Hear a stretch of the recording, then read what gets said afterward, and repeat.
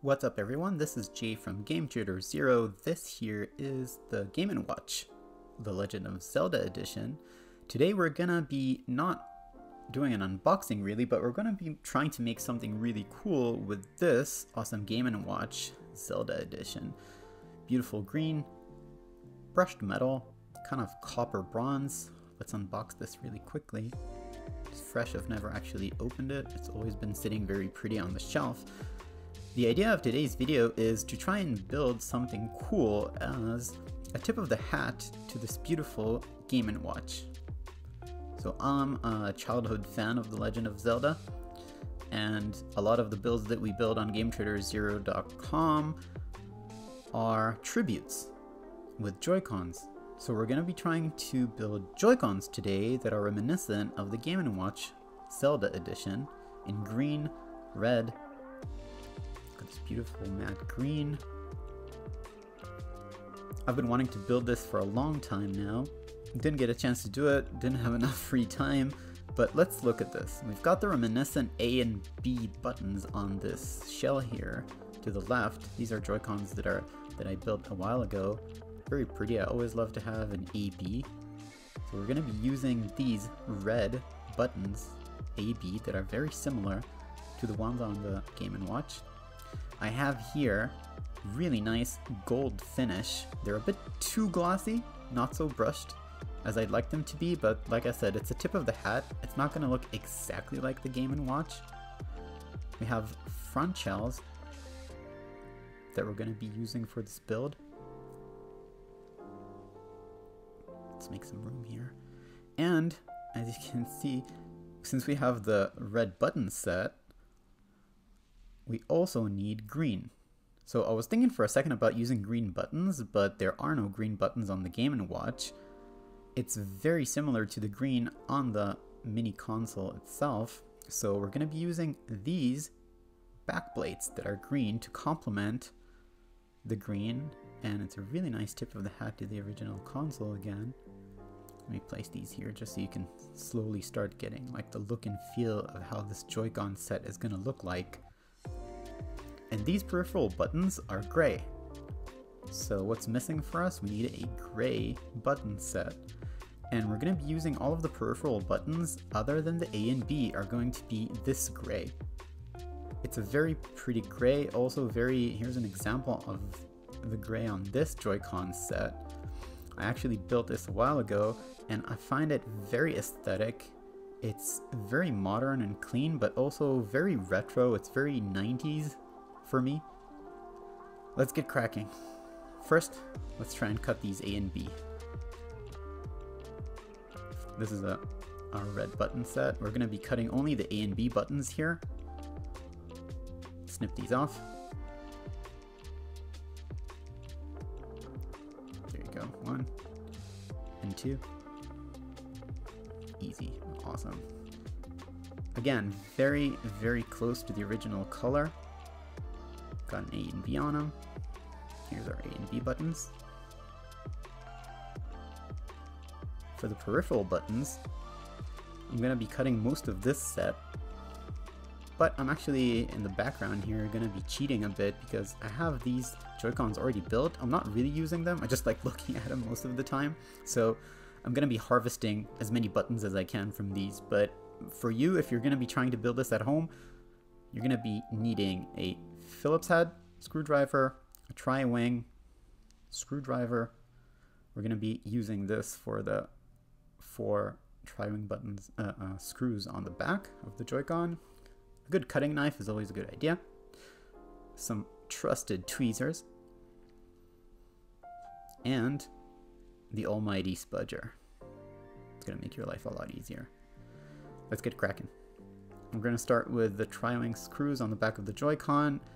These are very prone to stripping, so apply pressure and go slow and steady with these. It's very common that we get a complaint from people that they try to modify their Joy-Cons and they strip these. They get caught in the shell. You need to then drill them out. It's a mess, so just give them the TLC that they need usually. Let's pry this open. Next step is we're going to remove the back plate with the 1 screw.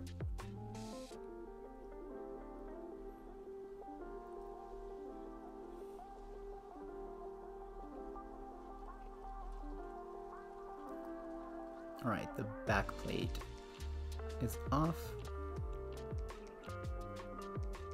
Let's remove this Z right button. Now be careful with the springs of the Joy-Con. There are 3 springs, 2 underneath the Z right button and 1 that's the spring for the right button.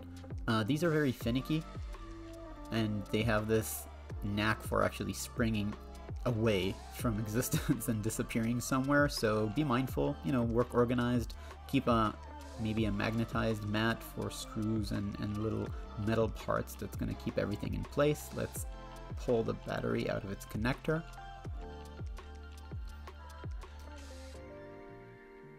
Remove the screw that's holding the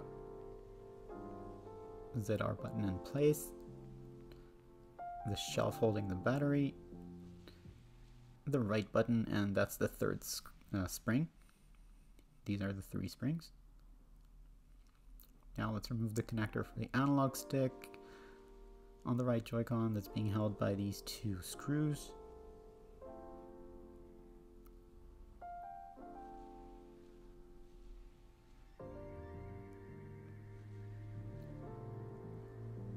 Right, now these 2 screws are the last thing that's holding the board to the front shell. And like an origami, now we can fold it upwards, exposing the buttons and the membranes, and with tweezers slowly removing an adhesive glued on part that's holding it fast to the shell. So this donor Joy-Con that we've been disassembling, we're not going to be using these A and B buttons because these are kind of Game Boy colored ones, but we're going to be using all of the gray peripheral buttons. So you can see them all here, including this home button in very pretty gray. All that's left to harvest are the S, R, and SL button on the side rail of the Joy-Con, on both sides of the player LED indicators. Let's remove these 2 screws. And there you can access the SLSR button and remove them with tweezers. They have very, very tiny membranes, so also be mindful of that. We're going to have to use these membranes for our reassembly. So again, work organized, keep them somewhere safe for when we're going to be using them again. Awesome. SLSR ready to go. And the last thing we're going to need to take with us to the new build is this dust gasket. It's going to be held in place with 2 little spots of adhesive. And this D-pad here, I'm going to be taking from a donor Game Boy mod. So this is the left Joy-Con that already has a D-pad installed in it. Instead of opening another button set, I'm just going to be using this. As you can see, these are 2 different grays. The right one is a little bluer, but I'm going to be using these left gray peripheral buttons, the capture button and the minus button, because these go way better with our Game & Watch look. So here's our D-pad. And now let's disassemble this left Joy-Con quickly to take advantage of it, take what we need from it. Remove the 4 screws. Always use right amount of pressure on these screws. The tri-wing screws of the Joy-Cons are notorious for being either stripped. Sometimes you need to work very hard to fix it later if anything happens, so just be mindful. Let's remove the back plate.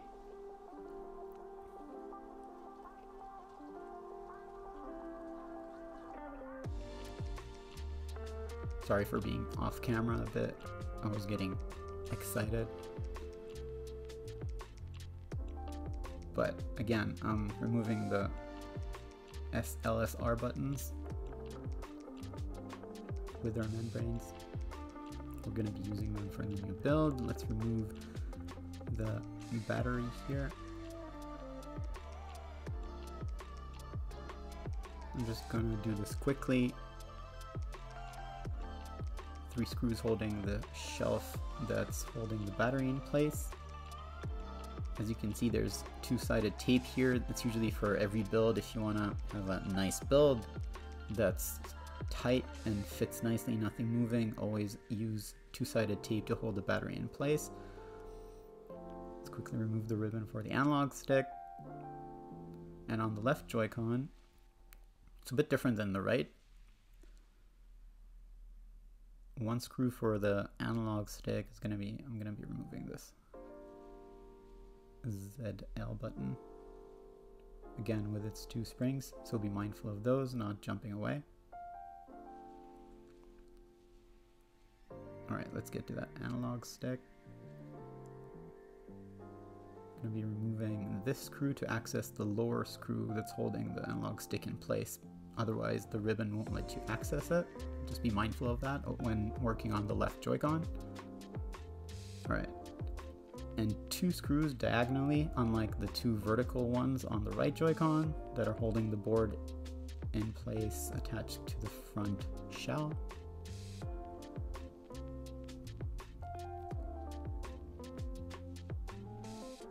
Once we remove the rumble motor, I'm gonna not remove the whole thing. I'm keeping a few screws in place because it's just a donor shell. I'm not gonna be using these buttons because obviously on the left we're going to be using a black D-pad. So we're just going to be using the peripheral, the capture button, and the minus button. Here we go. This is our recipe. Everything is in place. You can see on the right here we have the A, B that are red to match our Game & Watch. We have our X, Y, and peripheral buttons that are gray. A black analog stick, the membrane's in place, ZR, right button, plus and its membrane all ready to go.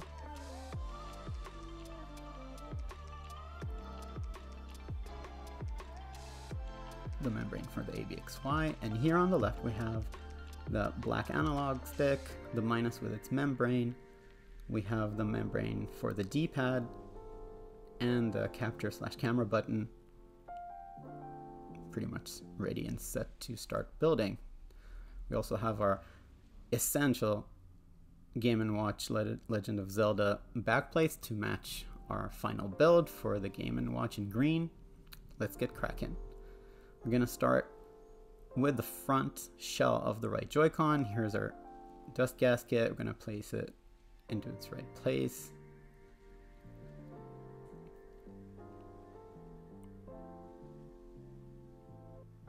Now our A and B. I'm using my fingers. You can use tweezers if you'd like. Depends on the mood that day.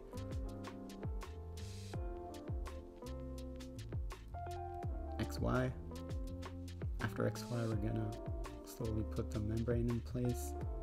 You're gonna start seeing the Legend of Zelda look already getting a little more familiar looking. Really excited for this build. Plus button with our trusty tweezers. We'll go in and its membrane. Make sure all of your membranes are adjusted and are sitting in place. The home button in awesome gray with its membrane. If you don't make sure that the membranes are sitting properly, it's going to be really hard holding this whole shell. And as we're doing now, it's going to be, if you don't place your membranes properly, it's going to be hard like an origami to slowly sit this entire board and folding it over the antenna. Placing the infrared sensor and the rumble motor into place. Slowly budget so it sits in its right fitted place in the plastic shell, and two screws are gonna already hold it in place, and the buttons are not going to be able to move underneath. You're going to be able to take a sneak peek if you'd like to see how the front looks. Let's place the analog next.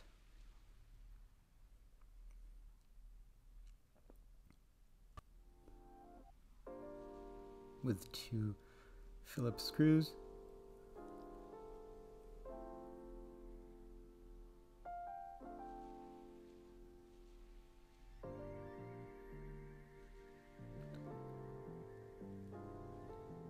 I never actually had a Game & Watch when I was a kid.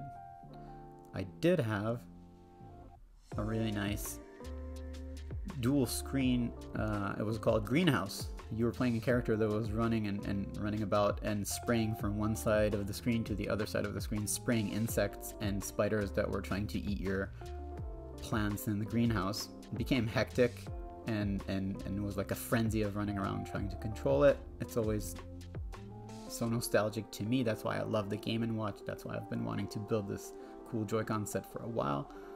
After the right button went into place, we're gonna slowly place our battery shelf, and we're gonna tighten 3 screws that are holding that in place. 3 Phillips screws. That's one. Second one. And a third. Notice that I'm not using double-sided tape to hold the battery in place, like I said before, because it's just a quick build. But if you're doing this for like a longer use and a lot of playtime, I suggest and recommend that you actually place a piece of 2-sided tape on the shelf before placing the battery. The SL and SR buttons go into their side rail.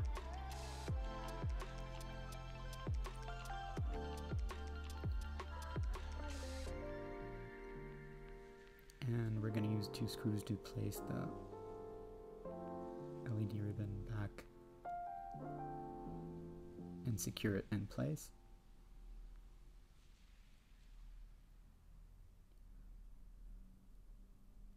That's one.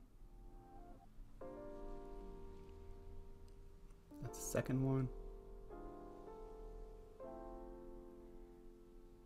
Now the battery. And reconnecting the battery, it takes a bit of practice to do it quickly, but straighten out the connector and slowly move it closer into place. I always use the edge of my spudger to kind of slowly click it in place. Just make sure it makes those clicks and it's sitting flush in its connector before placing the battery on its shelf.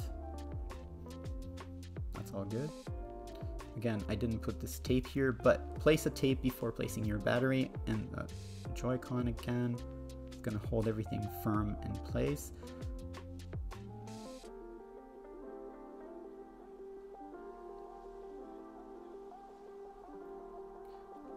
Gonna put this little cable back in its place. That looks nice and neat. Now I'm getting really close to closing the right shell. One more button for the ZR. Fit it into place with 1 screw.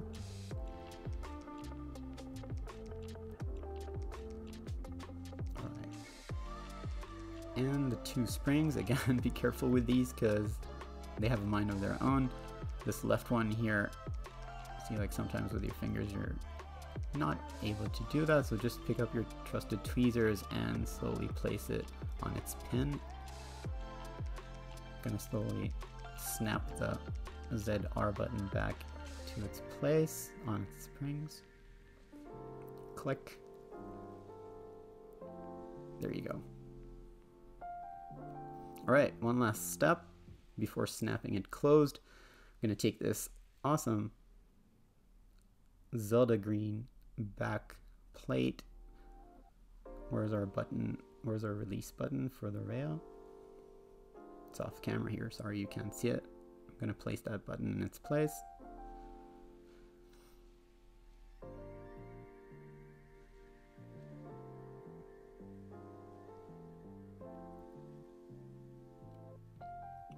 There you go. And I'm gonna sit the rail on the back plate and 1 final screw for this assembly before closing the shell.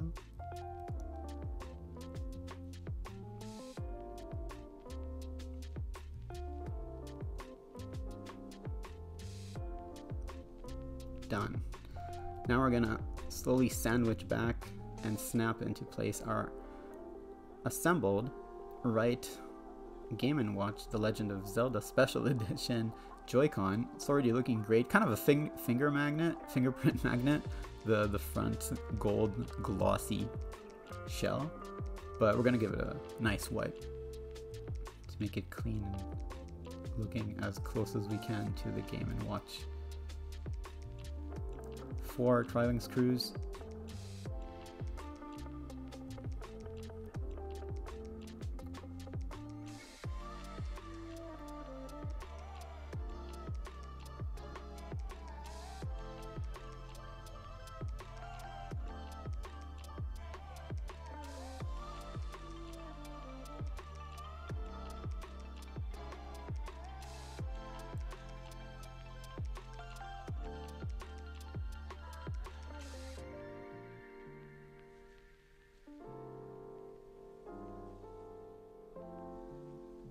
Alright, and there we have it.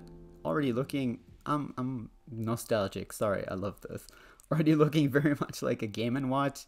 A little gold on the goldish side, but I think that the gray and the green look wonderful together. Already looking awesome, can't wait to get the left one assembled and see how they look on the Switch. Alright, that is the left front shell. First thing is always our gasket to protect the internal of the Joy-Con from any dust or particles coming in underneath the analog stick. Gonna place it here.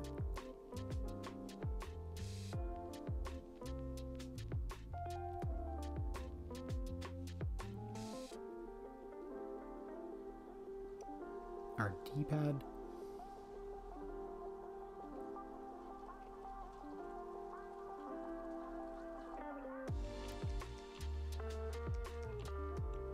Capture and camera button. Be sure again to place your membranes properly so they don't give you a hard time placing the board back on the shell. The minus button and its membrane as well.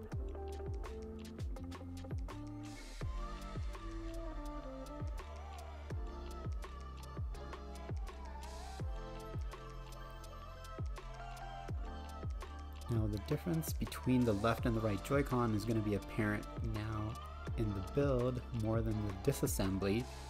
You can see that the top part where the minus button is, the board doesn't reach that part, so there's nothing really pressing in on the minus button other than we're going to place 2 screws here to fasten the board to the shell diagonally, a bit more to the left. You're going to see this in a second about the minus button.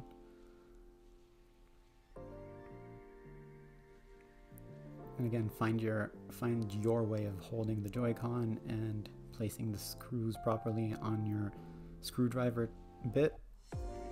Now the board is secured, but you see we're gonna have to take this Z left button ribbon cable away to place the analog stick, because one of the screws on the ribbon cable is holding the top part of the analog stick, the top screw of the analog stick into place. So that's one screw, and the second screw to fasten the analog stick to the shell.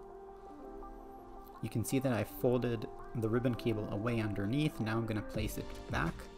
And the first screw that we're going to fasten is the one that you can see right now. Let's make sure the membrane is sitting properly. We're going to screw the first one of the 3. That's one. And once we fasten this, there's no more buttons that are going to be rolling around in there, and all of your face buttons are going to be fast in place. Nothing's going to be moving anymore. Now we're just going to fasten the remaining 2 screws of the left button.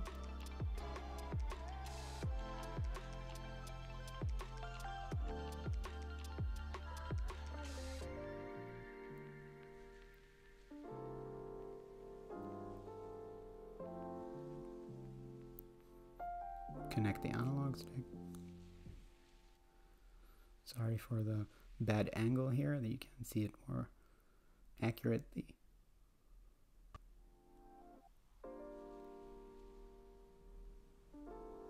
Alright, now for the SLSR, let's cut to a closer shot of this so you can get a better look at it. 2 Phillips screws come out so we can access the SLSR button to replace them with our awesome 90s gray. Same thing as the right Joy-Con. Be mindful of those very, very little membranes.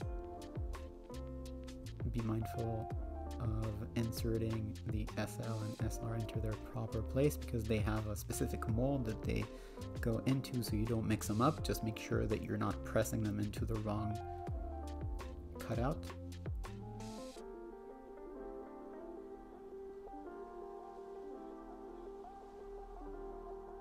Okay, all done.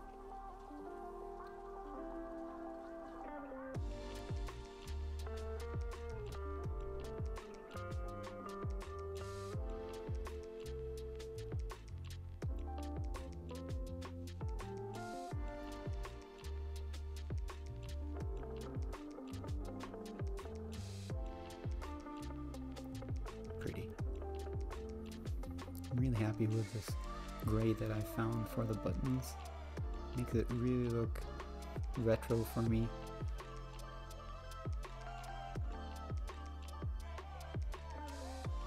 The left button.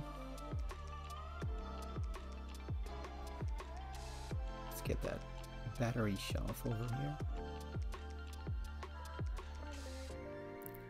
Tuck it in and make sure that that ribbon is folded into its little space there so it can sit properly in its right place. 3 screws run.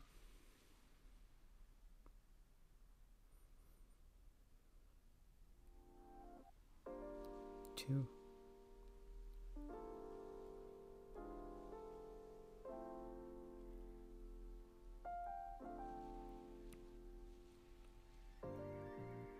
And the third one.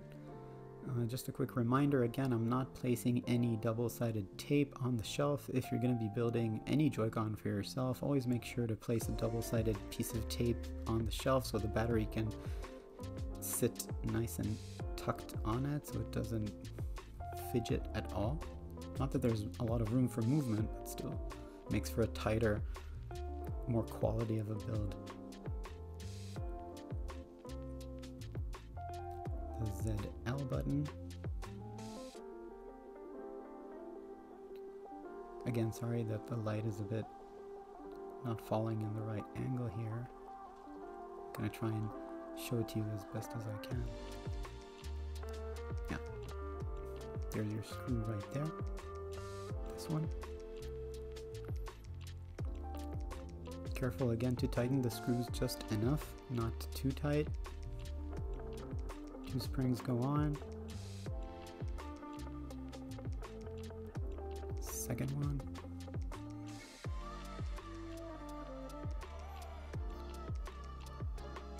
Take your time here, make sure you place that button properly. It's got 2 little pins that are inserted into the center of the spring.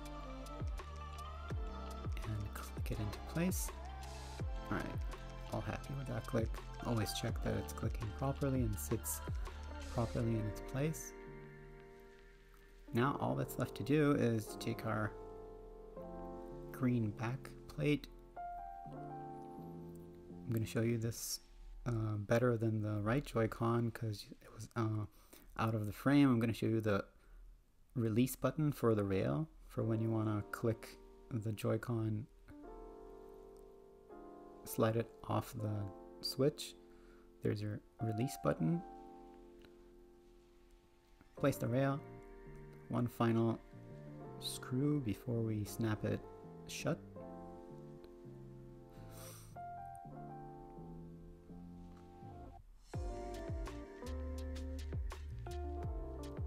And the final sandwiching together.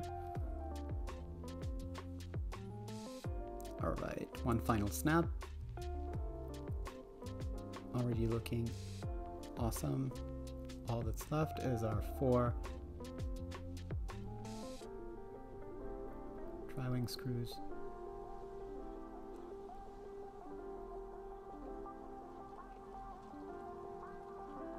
There's 1, 2. Reminding you again to place the right amount of pressure on it. And when it feels tucked and secure, just that'll do it. Don't overdo that.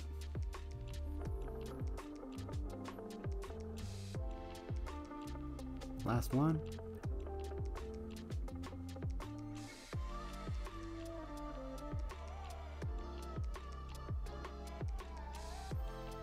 there we go.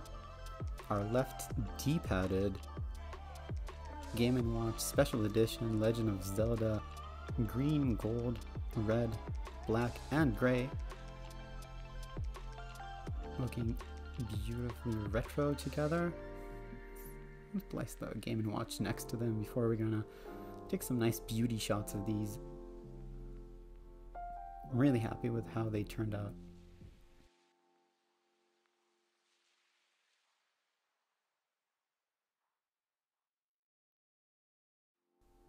There they are, the Game & Watch Legend of Zelda Special Edition Joy-Cons. As the Nintendo Switch positions itself as one of the best-selling gaming consoles of all time, I personally love seeing it connected so fundamentally to its roots. Seeing this contemporary Switch with Joy-Cons that echo its legacy makes me really smile. I can't tell you what memories it evokes. I'll catch you all in the next build, and enjoy the footage.